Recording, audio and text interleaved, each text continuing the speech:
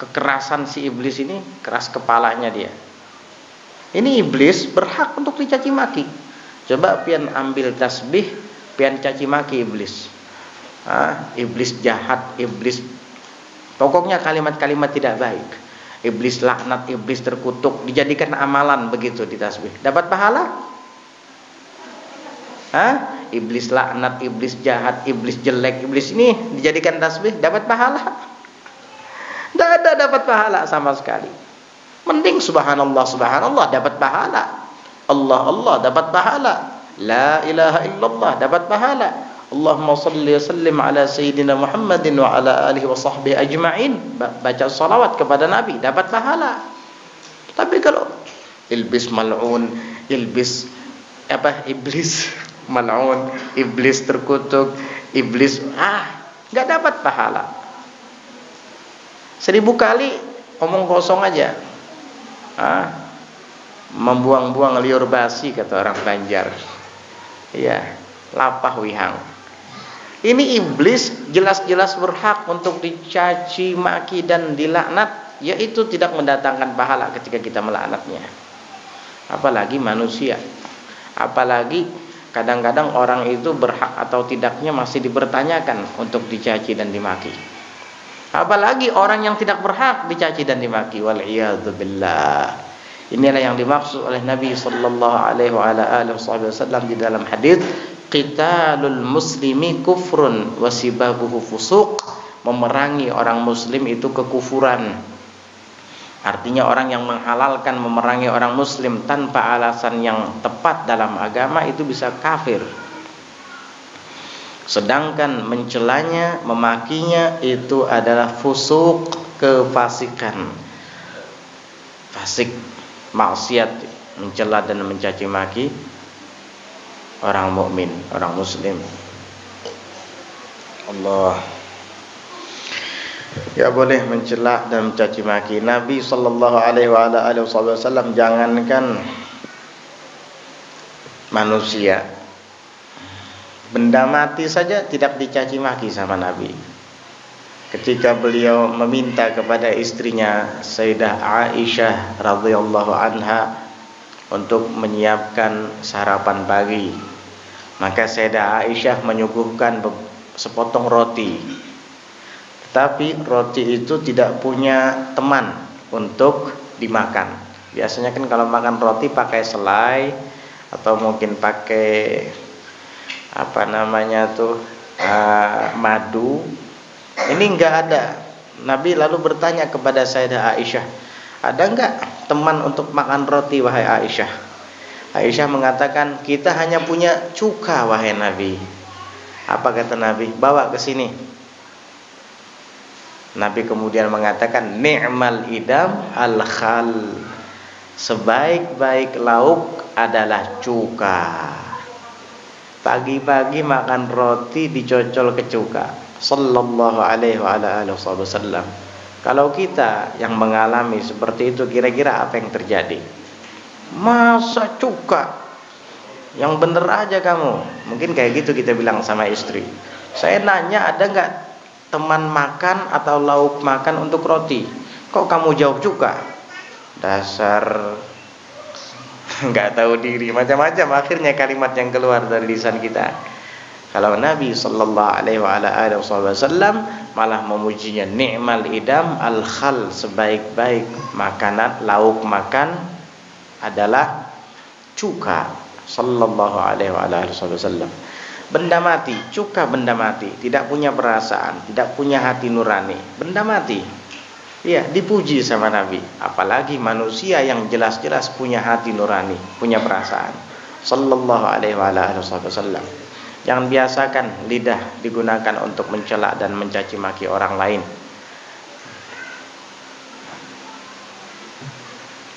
Begitu. Sallallahu alaihi wasallam. Masih banyak sebenarnya dosa-dosa atau maksiat-maksiat lisan yang disebutkan oleh Imam Al-Ghazali di dalam kitab Ihya Ulumuddin. Di antaranya beliau menyebutkan al-kalamu fima la ya'ni, berbicara mengenai hal-hal yang tidak bermanfaat. Ini termasuk maksiat lisan.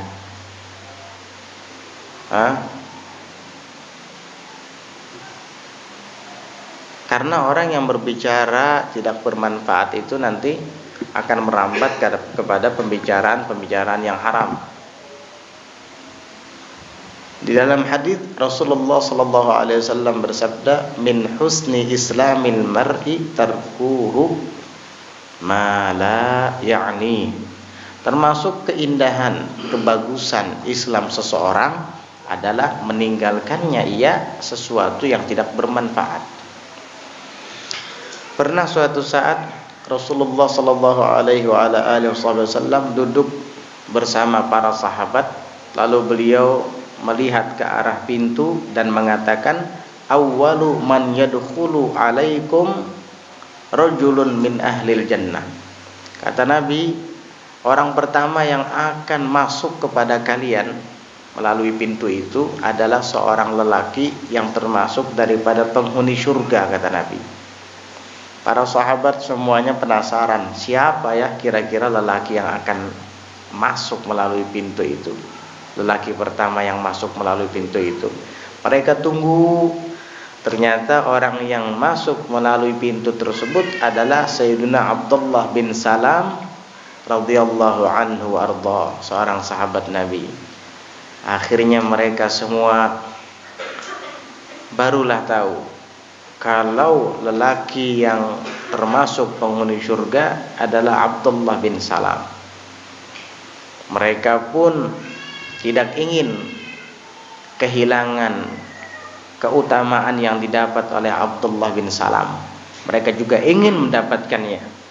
Maka mereka mendatangi Abdullah bin Salam tentang apa keistimewaan yang dimilikinya, sampai-sampai Rasulullah sallallahu alaihi wasallam mengatakan bahwa dia termasuk penghuni surga. Ketika beliau ditanya, apa jawab Abdullah bin Salam? "Inna amali ladhaif." Kalau berbicara tentang amaliyah saya itu sangat lemah. Mungkin kalian lebih banyak amalannya daripada saya, kata Abdullah bin Salam. Tetapi saya berharap, sebab kenapa Nabi mengatakan sabdanya itu adalah dua hal yang saya miliki, kata beliau. Saya harap ini yang menjadi penyebab bahwa saya dikatakan oleh Nabi seperti itu. Apa? Kata Sayyidina Abdullah bin Salam, pertama adalah salamatu sadri, selamatnya dadaku. Artinya selamatnya hatiku daripada keburukan terhadap orang lain. Di dalam hatiku tidak menyimpan dendam kepada orang lain. Di dalam hatiku tidak menyimpan prasangka buruk kepada orang lain. Di dalam hatiku tidak menyimpan kebencian kepada orang lain. Abdullah bin Salam. Ini yang pertama, kata beliau. Dan yang kedua adalah watarki ma la ya'nini, dan aku selalu meninggalkan hal-hal yang tidak bermanfaat bagiku.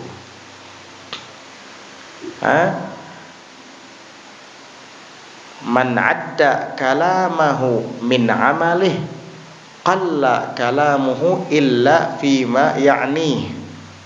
Barang siapa yang menganggap perkataannya itu adalah bahagian daripada amalnya, perbuatannya, aktivitasnya, pasti perkataannya itu akan sedikit, gak banyak omong, kecuali kepada hal-hal yang bermanfaat. Kayak kita juga, kita kalau melakukan perbuatan-perbuatan yang tidak bermanfaat, yang melelahkan, gak mau kan? Melakukan hal-hal yang melelahkan, yang tidak ada gunanya, kita gak mau biasanya. Mau yuhi awak aja dapat duit kan kada. Nah itu kan, capek, mana gak dapat uang, ngapain, kan gitu. Kalau perbuatan kita tidak akan kalau perbuatan kita tidak mau melakukannya jika tidak ada gunanya, maka perkataan juga begitu. Karena perkataan itu bahagian daripada perbuatan kita. Kamu bicara ini, bicara itu nggak karuan, bicara kotor, nyaci maki, nyela orang nggak karuan, kan nggak dapat apa-apa juga. Ngapain dilakukan?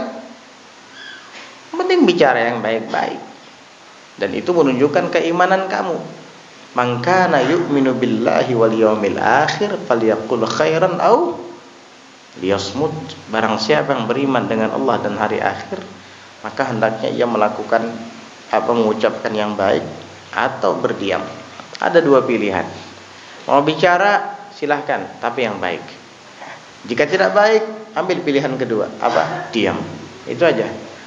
Kalau kita hidup seperti itu, insya Allah selamat. Di dunia selamat dan terhormat, di akhirat selamat dan terhormat. Itu aja sudah, ambil kesimpulan. Kalau saya bicara, harus yang baik-baik dan bermanfaat. Kalau tidak, lebih baik saya memilih untuk diam. Makanya kemarin itu kan ada seseorang ditanya, mali araka tulazimus sukut. Kenapa saya lihat engkau selalu berdiam, gak banyak ngomong. Dia jawab, ana nadimtu minal kalami marrat walam andam qattu minas sukut. Saya menyesal gara-gara berkata-kata itu sering sekali. Gara-gara bicara saya menyesal. Dan saya tidak pernah menyesal gara-gara diam. Iya. Orang itu biasanya menyesal gara-gara berkata. Dan tidak ada seseorang menyesal gara-gara diam, itu enggak ada. Tapi kebiasaannya orang itu menyesal gara-gara banyak bicara. Gara-gara bicara yang sepele aja merambat kepada yang tidak baik, akhirnya berantem.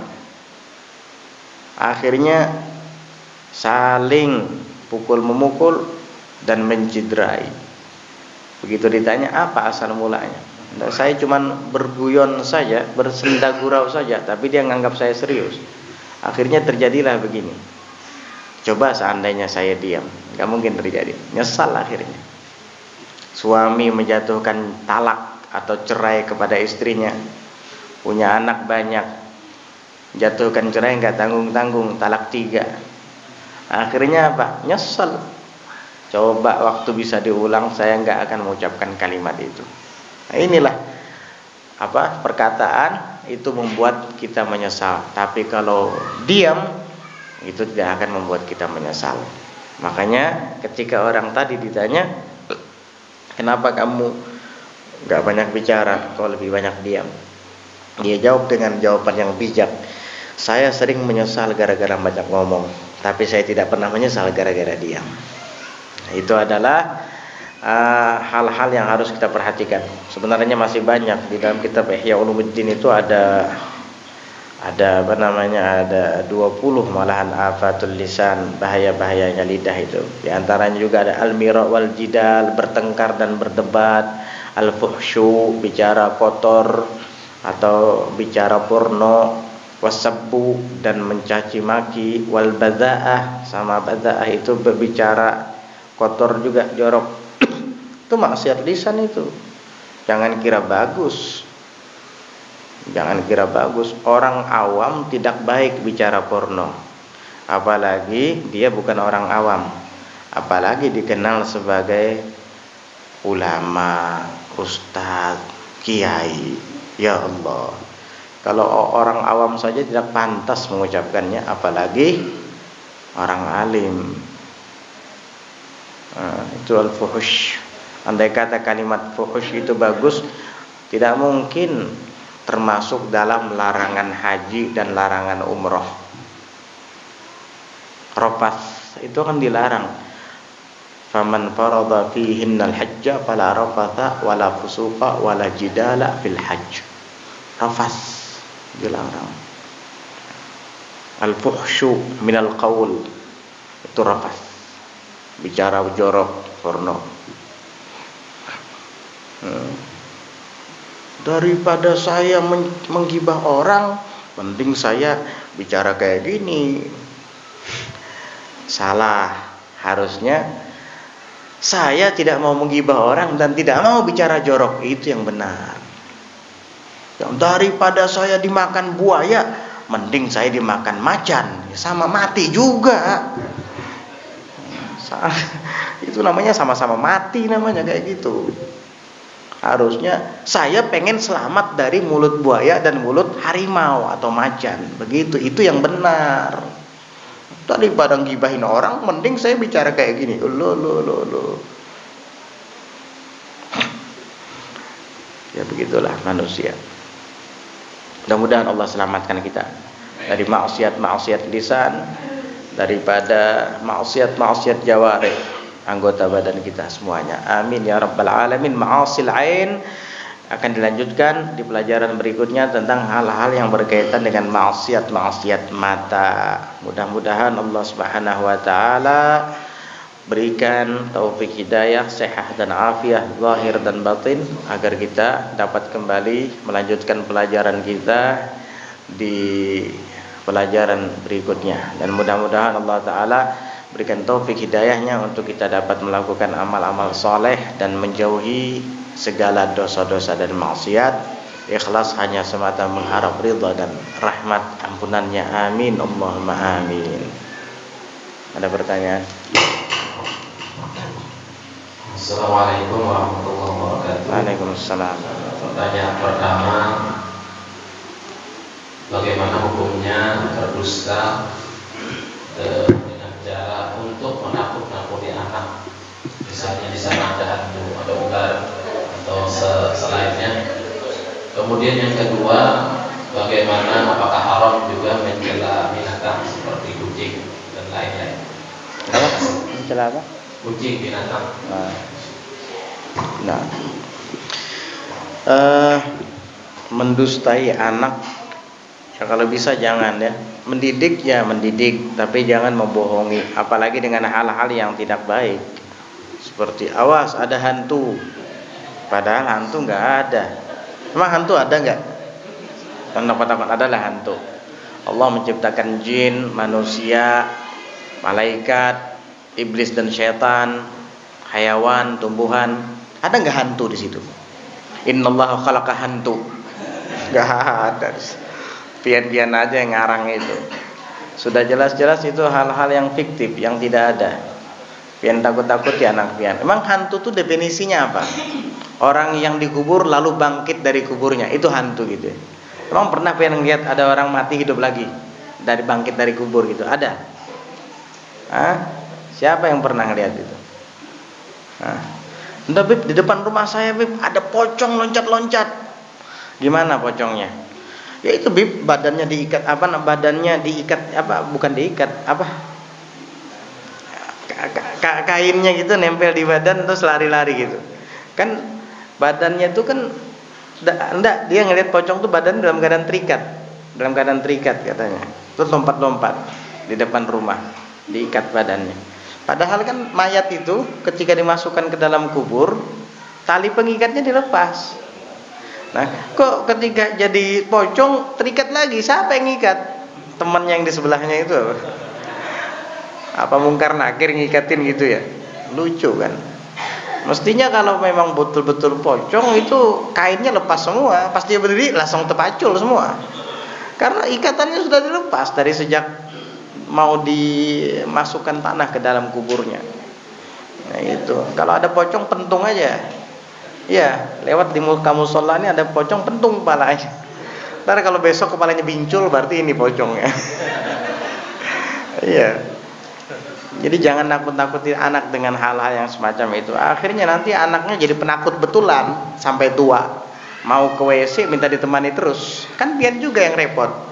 Kenapa? Pian juga dari kecil nakut-nakutin dia hantu. Akhirnya jadi sugestinya.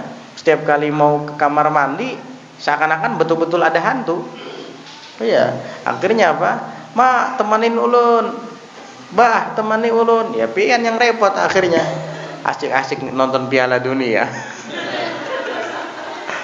Nah, udah jangan terlalu banyak nonton Piala Dunia, ntar subuhnya nggak kebangun nanti. Iya, gara-gara pildun. Namanya pildun ini, bukan pil. Ini pildun ini bahaya, ini pildun bikin orang nggak bisa bangun ini, membius nih. Subuhnya ketinggalan gara-gara minum pildun Piala Dunia. Hati-hati ya. Cari yang kejar hidup kita ini. Kita hidup ini sesaat. Kita hidup di dunia ini sesaat, jangan bangkrut. Perbanyak berbekal untuk akhirat yang kekal. Ad-dunya sa'ah faj'alha ta'ah. Dunia hanya sesaat, jadikanlah ia sebagai ajang untuk berbuat taat. Gitu. Jangan berbohong. Jangan berbohong. Kalaupun mau menakut-nakuti anak dengan sesuatu yang dia jika melakukan hal-hal yang tidak baik, ya kita takut-takuti dengan yang wajar-wajarnya saja. Enggak boleh bohong, nanti lidahnya dipotong malaikat. Enggak apa-apa. Ulun waktu masih kecil digitukan dulu sama orang tua. Awaslah mun berdusta, ilatnya ditatak malaikat. Kita mikir waktu kecil kan, ditatak ilat. Sakit ya kalau ditatak nih ilat. Takut kita bohong jadinya. Mending begitu. Jangan ada hantu. Apa? Ya. Mencaci maki apa? Kucing. Kamu nyaci maki kucing, ngerti nggak kucingnya? Nyaci maki kucing, ini yang pinter kucingnya apa yang nyaci maki? Kalau punya akal buat apa nyaci maki kucing? Dia juga nggak ngerti. Ente katain apapun dia nggak ngerti. Kucing bukan levelnya kamu manusia, dia binatang. Pas makan ikan ya sudah. Jangan salahkan kucingnya, salahkan kamu. Kenapa kamu taruh ikan tidak ditutup pakai tutup saji? Ya berarti kamu yang salah. Jangan kucingnya. Kalau kucing namanya binatang, dia lagi sedang lapar-laparnya ngelihat ada ikan pedak goreng di atas meja makan. Jadi makan sama dia. Habis dimakan, dasar kucing sialan. Wah, ente caci maki berapa kali ya dia tetap makan. Dia nggak ngerti juga dengan cacian dan makian. Kamunya aja buang-buang waktu nyaci maki kucing. Jangan ngapain. Lain kali kamu jangan teledor lagi. Kalau nggak naruh ikan di atas meja, ditutup pakai tutup saji, biar nggak dimakan kucing, tidak dijilat lalat, apa lagi itu cicak, ya begitu. Supaya sehat. Sama dengan air itu tutup, ya jangan dibiarkan terbuka. Apalagi air minum. Ini sudah minum dandak kalau ditutup dibiarkan terbuka, penyakit masuk di situ. Di dalam Zubat itu disebutkan wa yustahabbu fil awani taghdiyah walau bi'udin hutta fawqa aniyah atau fawqal aniyah. Disunahkan di dalam ina, wadah atau bejana itu untuk ditutup walau bi'udin, walaupun dengan hanya sebilah kayu, hutta fawqal aniyah, yang diletakkan di atas bejana atau wadah tersebut.